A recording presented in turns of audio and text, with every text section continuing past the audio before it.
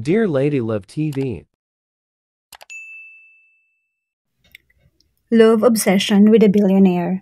Tunghayan natin ang 18 bahagi. Tangina kabayo. Totoy, ano bang ginagawa mo dyan? Umiiyak ako habang nakaupo sa dulo ng kama ni Alex. Katabi niya si Bernice na nakalingkis sa kapatid ko. Hindi ko na kasi kayang itago yung nararamdaman ko. Kagabi ko lang naisip. Kagabi lang sumagi sa akin na mahal ko pala si Yela. Mahal ko siya. Hindi ko alam kung gaano nakatagal. Pero mahal ko siya. Mahal na mahal ko siya. At habang inuulit ko sa aking isipan na mahal ko siya, ay lalo lang akong nasasaktan. Kuya! Atungal ko.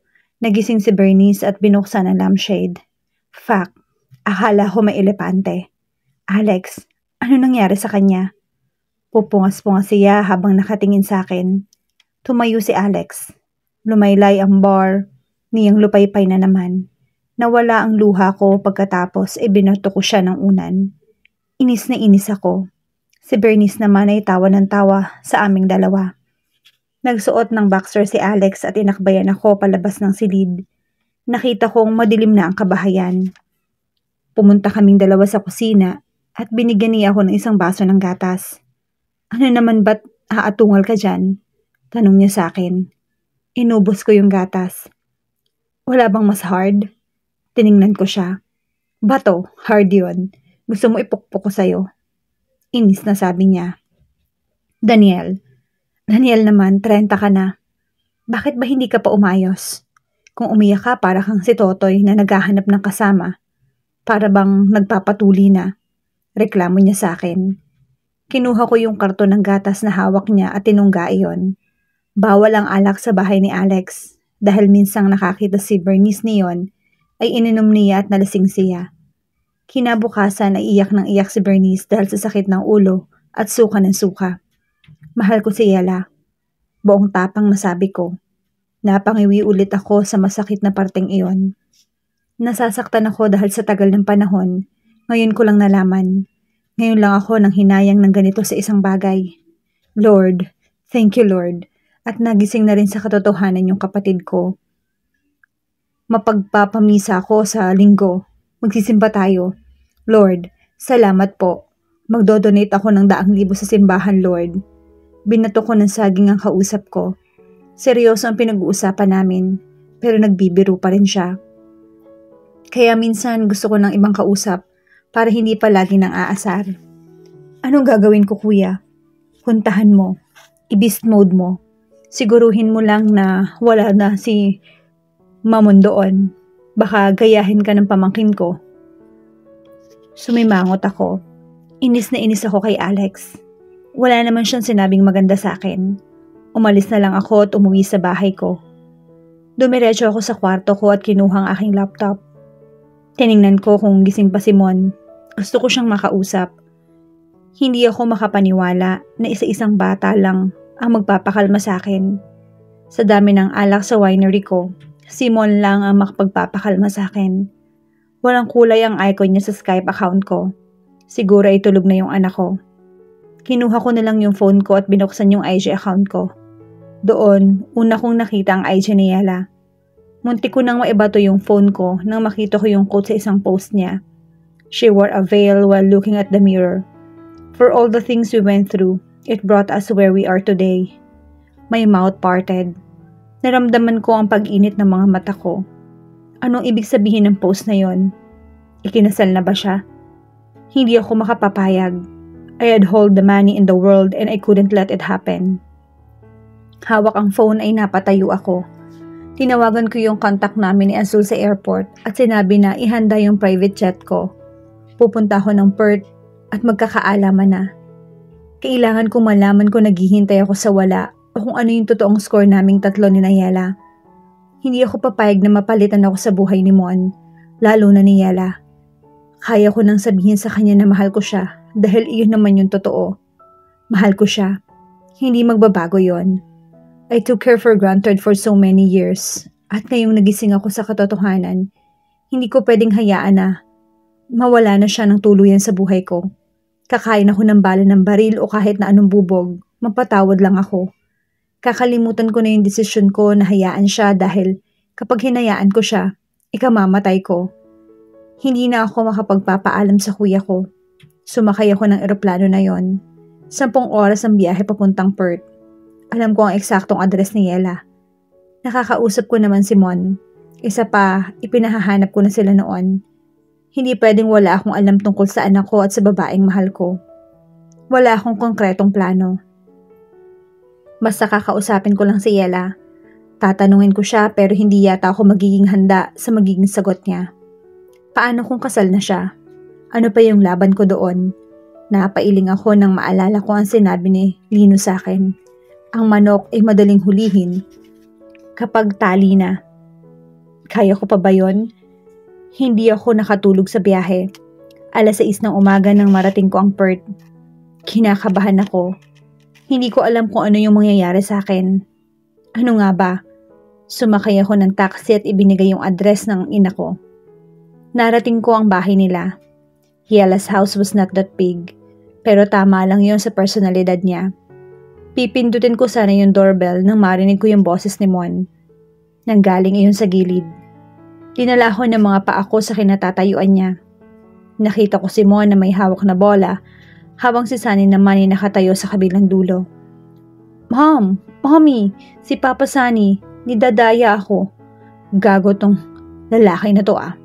Mon, di ba sabi ko bad yun? Nakita ko si Yela na lumabas mula sa bahay. May dala siyang isang tray ng pagkain. Tinulungan naman siya ni Sunny. They look as if they were the happiest family in the world. Si Yela yung nanay, si Sunny yung tatay. My tears fell. Mukhang huli na ako. Huling-huli na ako. Tumalikod ako. Itinanong kong muli sa sarili ko kung ano ba yung ginagawa ko sa lugar na yon. Wala ako dapat dito. Hindi na dapat ako nagpunta. Muli akong sumakay sa taxi at nagpahatid pabalik sa airport. Iniisip ko, ang nakita kong ngiti ni Yela. Umabot iyon sa kanyang mga mata. Alam ko nakabalik na ang Yela na una kong nakilala. Nakabuti sa kanya ang pagpapalaya ko. Pero ngayon naman ako yung nasasaktan. And I deserve this. Kulang pa ito sa nagawa ko sa kanya.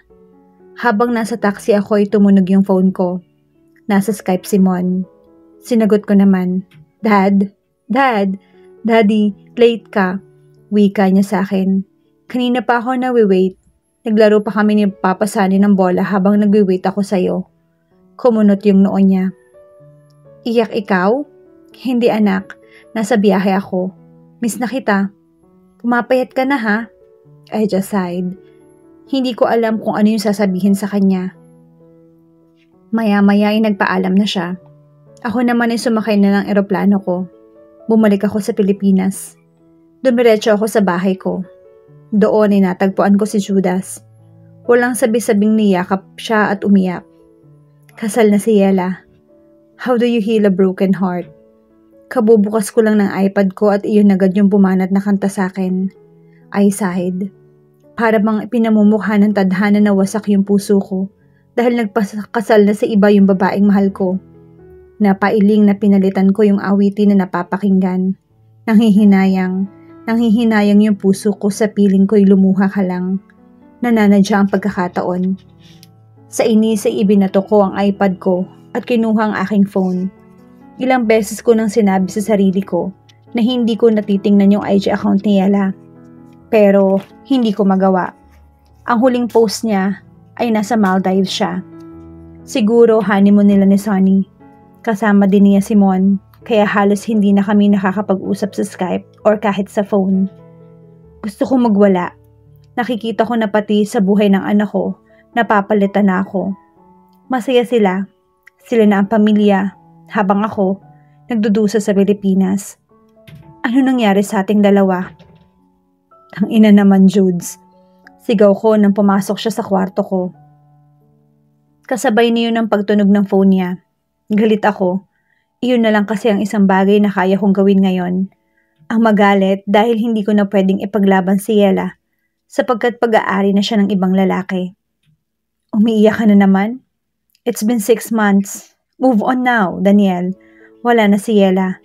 Si Mon na lang yung asikasuhin mo dahil siya naman ang mas mahalaga sa lahat. Madaling sabihin sa'yo, hindi ka pa nagmamahal. Wala namang nakakaintindi sa akin kundi si Lino lang. Pareho kaming nawalan. Totoo naman, kahit kailan na hindi ako naintindihan ni Judas pagdating kay Yela. Minsan ay naitanong ko sa sarili ko kung totoo bang karapat-dapat ang nangyari sa akin. Do I really deserve this kind of pain? Oo nga at nasaktan ko si Yela. Pero dapat bang masaktan ako ng ganito? Sobra-sobra yung sakit. Alam kong hindi dapat at hindi sapat. Alam kong iniisip ng ibang nakakakilala sa akin na dapat lang sa akin to. But it's just too much. Masisisi ba ako sa iniisip ko? Buong buhay ko, iyon yung paniniwala ko. Iyon ang nakalakihan ko. She took care of me. She loved me unconditionally. She sacrificed a lot for me, Judas. Siya lang ang meron ako noon. Kaya ganoon na lang yung pagmamahal ko para sa kanya. I understood why I felt like that toward Ava. Siya ang tumayong nanay ko. Hindi naman direkta pero noong kailangan ko yung ina, siya yung naroon para sa akin. Napagkamalan kong romantic love yung sister love ko para sa kanya na dumating sa punto na nakilala ko si Yela at binaliwala ko. Anong balak mong gawin? Sa tingin ko kailangan mo ng closure mula kay Yela. Napailing ako. Ang kapal na mukha ko kung may paghingi pa ako ng closure sa kanya. Naibigay ko na yun sa kanya. Masaya na siya. Dapat na akong manahimik. Kung saan siya masaya. Pero, ang sakit, it feels like hell. It feels like I'm dying. Pwede bang mamatay na lang ako? Pwede bang makalimutan ko na lang ang sakit? Pwede bang maging masaya na lang ako para sa kanya nang hindi ako nasasaktan? But I think you need it, Daniel. Wika ni Judas. I just look at him. Bumalik ka ng Perth. That's the only way you'll find peace. Pinilit kong hindi siya pakinggan. Pero pagkatapos ng 2 linggo, ay sinunod ko din si Judas. Bumalik ako ng Perth. Gabi nang dumating ako. This time, kumatok na ako sa bahay ni Yela. Siya ang nagbukas ng pinto. Daniel, nagtatakang wika niya. 10 buwan ko siyang hindi nakita. Napakaganda talaga niya. Ano ginagawa mo dito? Nakatitig lang ako sa kanya. She was just too beautiful and I wanted to tell her how much I love her and how much I want to be with her. But no words came out of my mouth. Instead, I found myself kissing her. One kiss. One deadly deep kiss that led to undressing each other, touching each other and feeling one another warm. Oh, how I miss Yela and her warmth in our bodies being one. And in the middle of the act, a song played and it satisfied our beings. I'll make love to you like you want me to. And I'll hold you at night. I hold you tight. Baby, all through the night. I'll make love to you when you want me to. And I will not let go till you tell me to.